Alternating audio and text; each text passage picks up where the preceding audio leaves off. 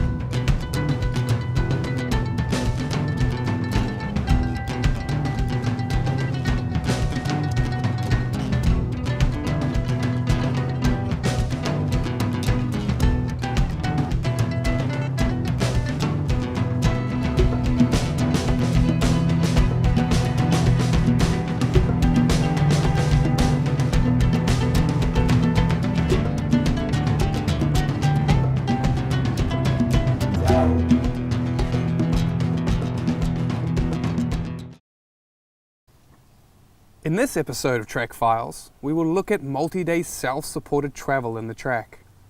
The episode will be broken into two parts. Both parts will cover packing for the environment, safety issues, and wildlife concerns. Part 1 will explore the Broughton Archipelago in BC, Canada, and cover points on cold water trips, rocky shores, boat performance comparisons, and safe food storage from wildlife. Part 2 will explore Isla Coiba in Panama, and will cover points on tropical water travel, exposed coasts and surf, boat field maintenance and repairs, and customization of your TRAK. It's early October in the Broughton Archipelago, and there's hardly anyone around this late in the season. This is one of my most favourite places to visit because there's so much wildlife. I am travelling this area on a 6-day self-supported trip with Johanna Nyland from Sweden and Jocelyn Sorbara from Canada. Our first day was surprisingly warm as we paddled a short distance from Telegraph Cove to the islands. Cold water trips are a particular concern due to the high risk of hypothermia. Wearing clothing that is not too hot to paddle in but will keep you warm if you are immersed in the water is essential. The optional sea sock is a must on these trips, as it avoids excessive flooding of the boat due to being loaded bow and stern, and helps you stay warm, providing another insulation layer. That night we arrive in time for a late dinner and a sunset. Okay, day 2. Last night we were a bit late getting into camp, so today we're going to try and anti-stress the day we're getting in earlier, and we're now loading the boats.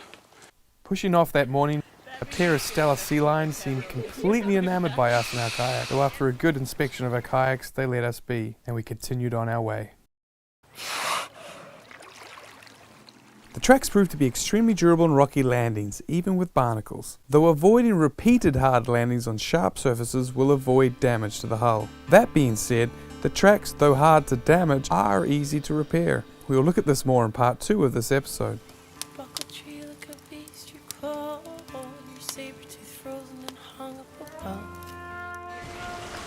Alright, so tonight the rain's come in, we've got the tarp up and this fire going.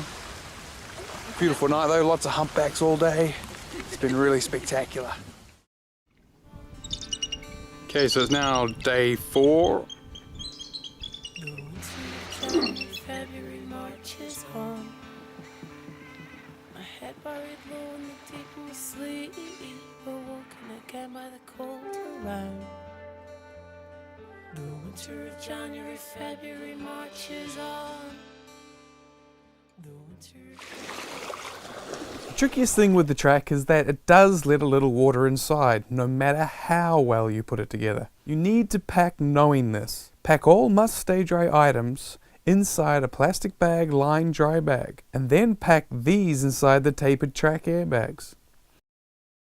In the front airbag, I like to pack my sleeping mat, sleeping bag, tent personals, and clothes. This system makes little chance for water to get in, and in one bag you have all you need to take to your tent. In the back, I mostly use the airbag for dry food. In separate bags, I keep the cooking equipment, stove and fuel, sealed food, cheeses and lunches, water bags, and a tent in a dry bag. It's up to you to make choices on how much gear you place in the rear airbag. The boat actually opens in the back to make the loading much more easy. So you just take the bungee cords off, and then this handle just slides back, and it opens up like a banana, which makes it much more easier to load and unload. I was surprised how much space it is, yeah.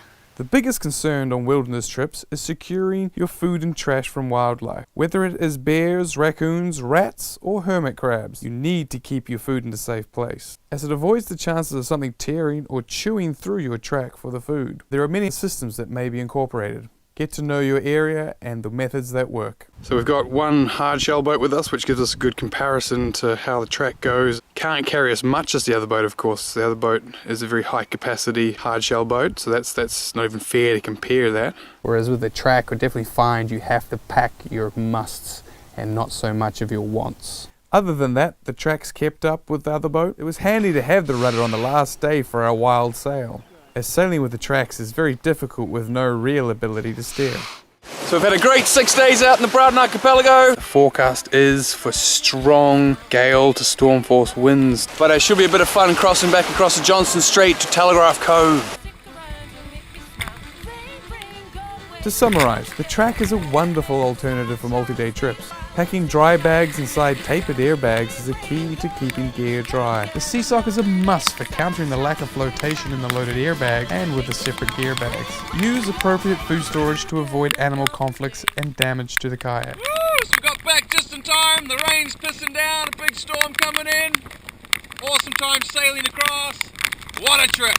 Broughton Archipelago area, British Columbia. That was a big animal, and it was close, and it was big. Right on my tail, I didn't have a chance. And I thought the sea lion was big. And then the whale came along, and it was big. This whale comes up out of the water, I don't know, 5 or 10 feet off my bow. Scared the pants off me, I have to say. It was awesome.